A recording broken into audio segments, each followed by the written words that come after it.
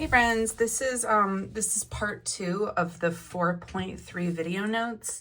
So part 1 we did the intro question and we did model number 1, and then I asked you guys to try you try number 1 and check the answer key against the filled in notes that are posted on Google Classroom. So now we're going to jump into model number 2, and the directions say, for each graph, give the equation or equations of any lines of symmetry and give the coordinates of any points of symmetry.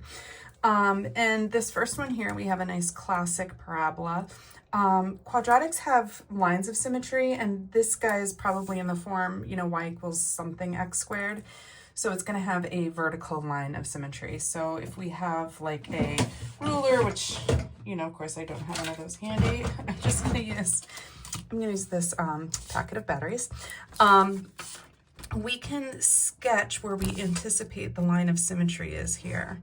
So I'm just kind of eyeballing this. It looks like this is where x equals 3, and any vertical line is going to be in the form of x equals a constant, because it's going to run parallel to the y-axis, which is where x equals 0.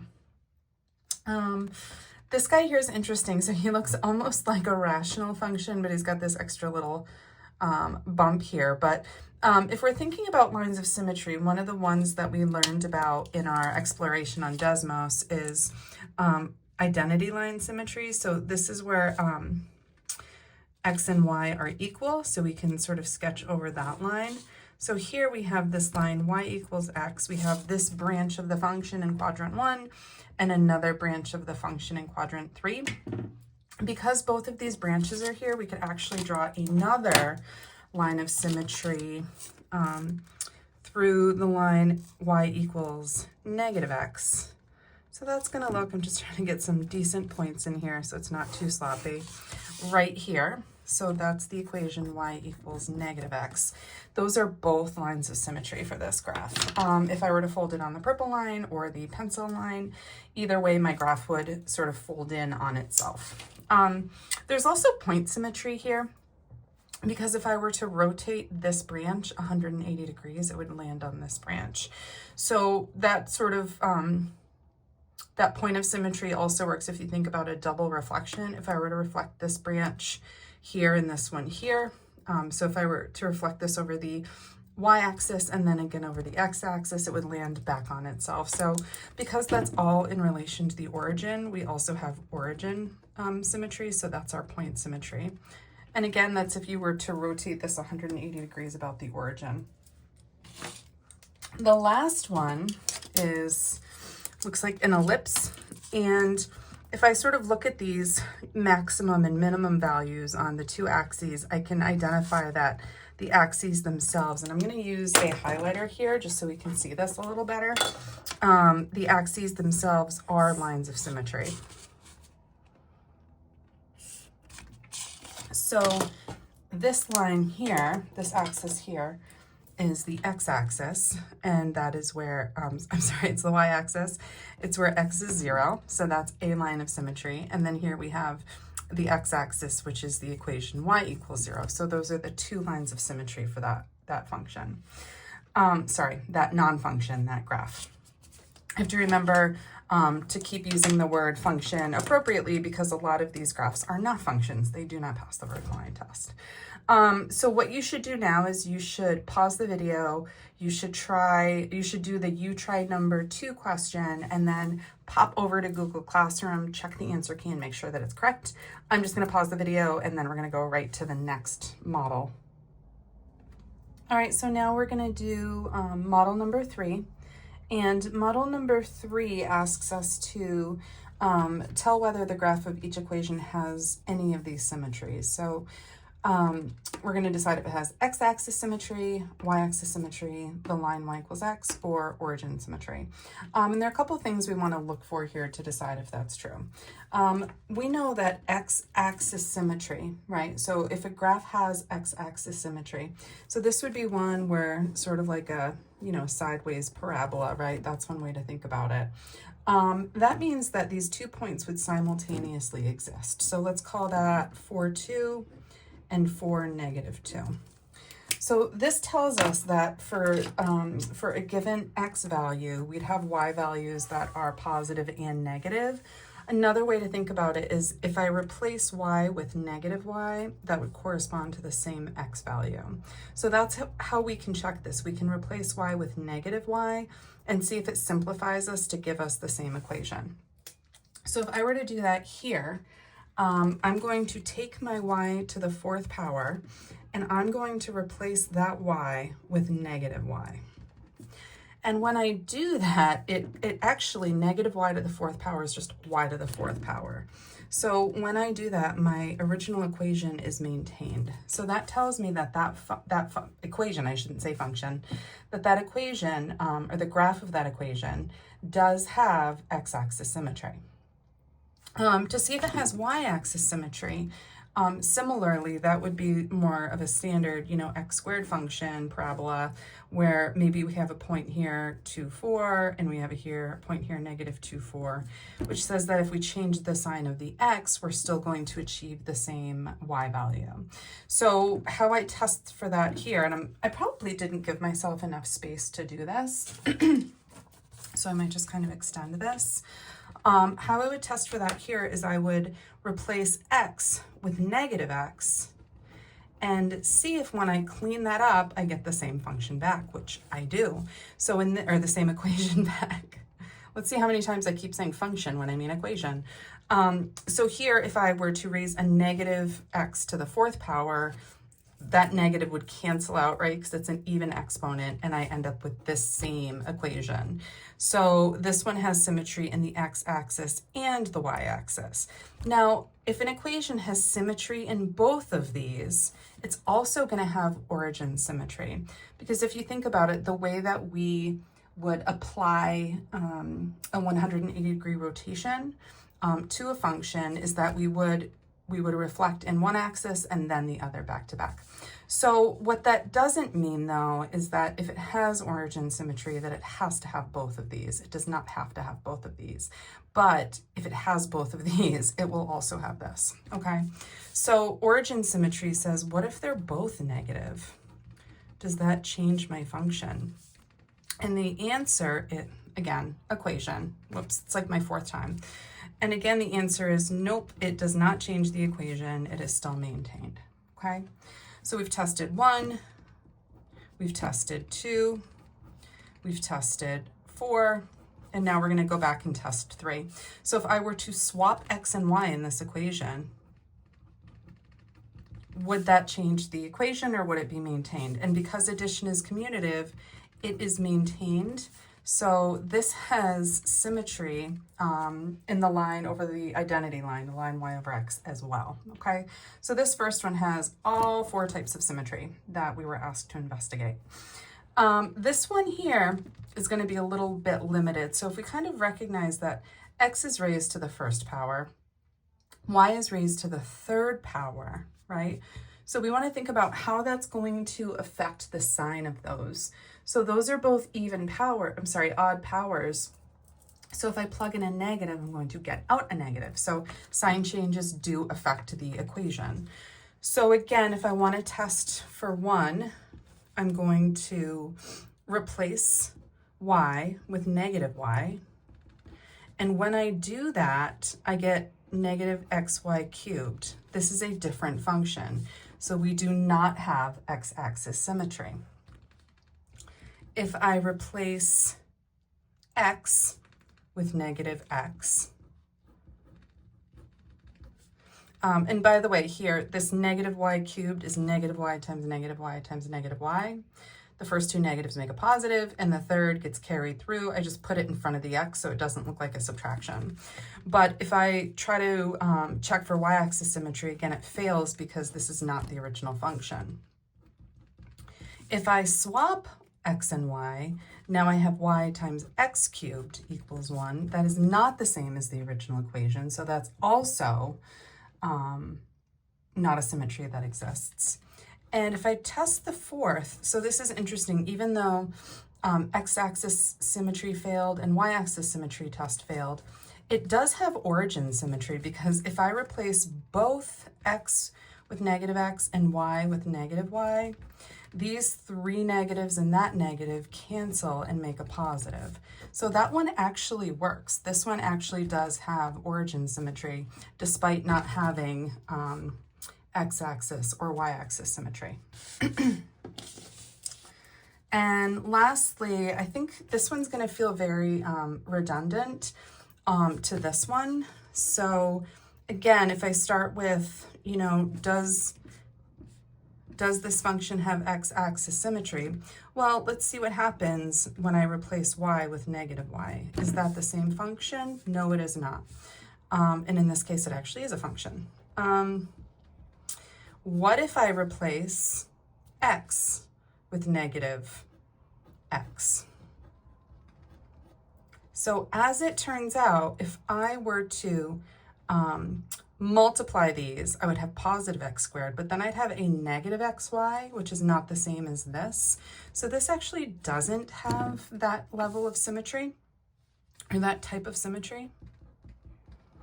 If I'm testing the third where I swap y and x, this is going to be y, this is y plus x. This is not the same function, so it does not have that kind of symmetry. And then last but not least, does it have origin symmetry? Well, let's see. If I replace x with negative x and I replace y with negative y, does this hold true? So I'm actually going to just clean this up a little bit. I'm thinking about this as a -1.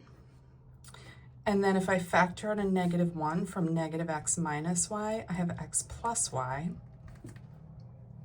These two negative ones are going to cancel, and I end up back with my original function. So that's actually a pass. So this one has origin symmetry. This one over here also had, let's see, we tested, did we test one and it didn't work? Yep, this one also had origin symmetry. And this one had all 4 symmetries that we tested for. So we're going to pause here. I'm going to ask you guys to do the you try number 3, and then we'll pick it up from there. I'm just going to pause the video. All right, model number 4 is going to go super fast because we know how to graph quadratics. We should be pretty comfortable with this. So here we're asked to give the equation of the axis of symmetry, which is a line of symmetry, for the graph of each quadratic function. And I want you to notice that these are all written in standard form. This one, not quite, but we can fix that pretty easily. And we can use the equation for the axis of symmetry, which is x equals negative b over 2a. That's a great way to find that the axis of symmetry when your quadratic function is written in standard form. You know, if we had vertex form, we would have the axis of symmetry. If we had intercept form, we would find the average of the intercepts, and that would give us the axis of symmetry. In this case, this is our best strategy. So in here, I'm going to do x equals negative 8 over 2 times 1, which is 8 over 2. So x is 4 is the equation of the axis of symmetry. Don't just write down 4. A lot of people just say the number 4. You need to give it as an equation, so you have to say it as x equals 4. Here, I had to clean this up a little bit. Again, x equals negative 8 over 2 times negative 4. That gives me negative 8 over negative 8. So x is 1 is my equation for my axis of symmetry. And then lastly over here, my middle term, my linear term does not exist. So I'm actually going to recognize that I have a plus 0x in there, which means that if you look at this just as a transformation, this is our parent function that's been shifted up 3 units. What that means is that the axis of symmetry will still be the y-axis where x equals 0. And algebraically, if you want to think about it that way, it's going to be negative b, so negative 0 over 2 times 1, which is just 0. So as soon as you have no linear term, we have no left or right shift, and we've just shifted up or down. So that's the equation of the axis of symmetry. So again, take a minute or two, try, you try number 4, check it against the answer key, and then we will pick back up with model number 5.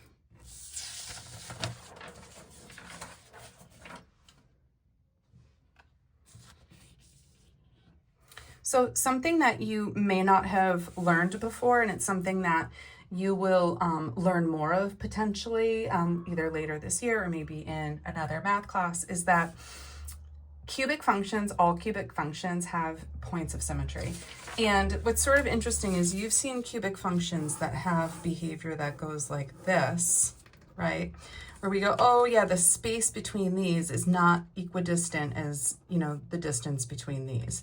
However, if you were to extend this, you might be able to visually recognize that there is some point that exists, where if you were to rotate this graph 180 degrees, it would sort of land back on itself. So algebraically, there's a way to find that point if you have the cubic function. And the way to find that point is x equals negative b over 3a.